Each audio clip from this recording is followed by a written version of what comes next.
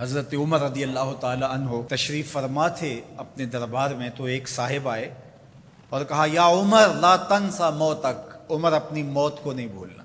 یار بھرے دربار میں کسی کو یہ بات کہی جائے تو اس کا رد عمل کیا ہوگا، لیکن حضرت عمر رضی اللہ تعالیٰ عنہ یوں کانپنے لگے جس طرح بید کی شاخ کانپتی۔ اس کو قریب کیا، محبت کی، کہا اگر تو روز آ جایا کرے اور یہ جملہ مجھے کہا کرے تو تیری مہربانی ہوگی، مہینے کے بعد مشاہرہ بھی دیا کروں گا۔ روز آتا ہے، بھری مجلس میں کہتا ہے عمر موت کو نہیں بھولنا۔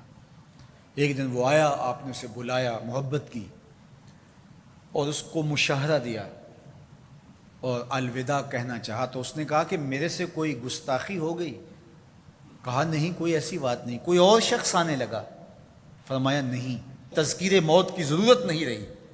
فرمایا نہیں، ایسی بھی کوئی بات نہیں۔ تو پھر مجھے چھٹی کیوں دی جا رہی ہے؟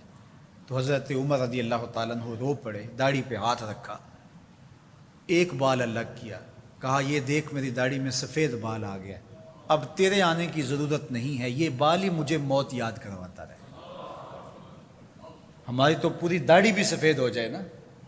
میاں صاحب بولے ہڈیاں کمبن گوڈے کھڑکن تے اڑ گیا لک تیرا، ہڈیاں کمبن گوڈے کھڑکن تے اڑ گیا لک تیرا، اجے بھی بدیوں باز نہ آئیں جیو مرد دلیرا، فما اصبرہم علی النار۔ اللہ قرآن مجید میں فرماتا ہے لوگوں کا آگ پر کتنا حوصلہ ہے، کتنی ڈٹائی سے، دلیری سے کہہ دیتے ہیں یہ جہاں مٹھا اگلا کس نے ڈٹھا۔ جب ہم کسی کے جنازے کو کندھا دیتے تو ہم سمجھتے ہیں اسی کے جنازے کو کندھا دیا، یہ نہیں سوچتے کہ یہ وقت ہمارے اوپر بھی آنے والا ہے۔ خیر کن فلاں و غنیمت شمار عمر، زاں کے بیشتر بانگ برآیت کہ فلاں نماد۔ شیخ سعدی فرماتے ہیں کہ اے صاحب نیکی کر لے اور غنیمت شمار کر اس عمر کو، اس سے قبل کہ تیرے لیے بھی اعلان ہو جائے کہ فلاں بھی چلا گیا۔ پہلے تو سپیکروں میں اعلان ہوتا تھا، فیس بک پہ خبر آتی ہے فلاں بھی چلا گیا، فلاں بھی چلا گیا۔ اس سے قبل کہ یہ آواز آ جائے، یہ اعلان ہو جائے، یہ خبر مشتہر ہو جائے کہ فلاں بھی چلا گیا، تو یہ خبر آنے والی ہے، آج نہیں تو کل، کل نہیں تو پرسوں۔ تو کہا کثرت کے ساتھ موت کو یاد کرو، اس سے تمہارے دلوں کا زنگ اترے گا، تم اپنی آخرت کی طرف متوجہ ہو گئے۔ اور دوسری بات ارشاد فرمائی وَتِلَاوَةُ القرآن، اور قرآن مجید کی تلاوت کرو۔ قرآن مجید کی تلاوت اگر تمہاری زندگی کا معمول بن گیا تو تلاوت ایسا نور ہے جو دلوں کے زنگ اتار دیتا ہے اور اللہ کی معرفت کا رنگ چڑھا دیتا ہے۔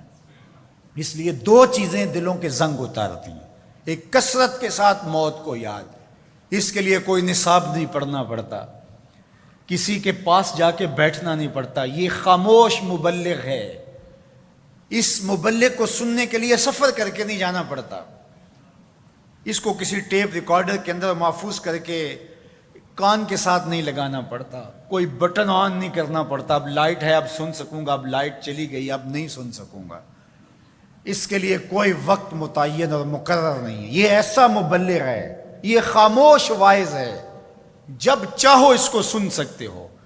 تو کثرت کے ساتھ موت کو یاد کرنا یہ تمہارے لیے دلوں کے زنگ اتارنے کا سبب۔ اور دوسری چیز ارشاد فرمائی وَتِلَاوَةُ القرآن، اور قرآن مجید کی تلاوت۔ جب قرآن مجید کی تلاوت معمول زندگی بن جاتی ہے تو دلوں کے زنگ قرآن مجید اتارتا ہے۔ اس سے بہتر دلوں کو پاک کرنے والی اور چیز ہو کیا سکتی ہے؟ اللہ کا کلام ہمارے پاس موجود ہے۔ اس وقت کسی امت کے پاس، کسی قوم کے پاس منزل من اللہ کتاب اصلی صورت کے اندر موجود نہیں ہے۔ تحریف راہ پا گئی، لوگوں نے کتابوں کے اندر اپنی خواہشات کو شامل کر دیا، مشکل چیزیں نکال دی، ان کے اندر بہت گڑبڑ کر دی، لیکن قرآن مجید کسی زیر اور زبر کے تغیر کے بغیر صدیوں قبل جو سینہ محمد صلی اللہ علیہ وسلم پہ نازل ہوئی تھی آج بھی اسی طرح موجود ہے۔ ایک زیر اور زبر کا فرق بھی نہیں ہے، یہ ایک یقین ہمارے ساتھ جڑا ہوا ہوتا ہے کہ یہ ہمارے رب کا کلام ہے، یہ ہمارے محبوب کریم کے